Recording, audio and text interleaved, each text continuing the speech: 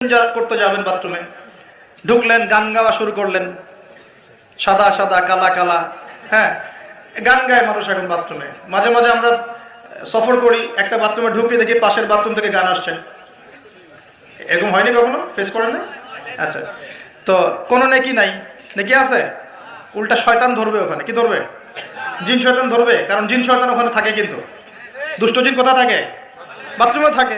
এই যে আমরা বলি আল্লাহুম্মা ইন্নী আউযু বিকা মিনাল খুবসি ওয়াল খাবাইস, এটা কিন্তু দুষ্ট জিন এবং মহিলা জিন বোঝায় আর কি। ঠিক আছে, একটা এক পুরুষবাচক, একটা স্ত্রীবাচক।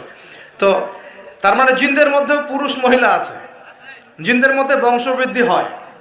ঠিক আছে, ইবলিস সম্পর্কে সূরা কাহফে আল্লাহ পাক বলেছেন কানা মিনাল জিন, সে ছিল জিনদের একজন। ফাসাকা আন আমরি রাব্বি, সে তার রবের আদেশ লঙ্ঘন করে ফাসাকি করেছিল। ঠিক আছে, তো ওদের মধ্যে বংশবৃদ্ধি হয়।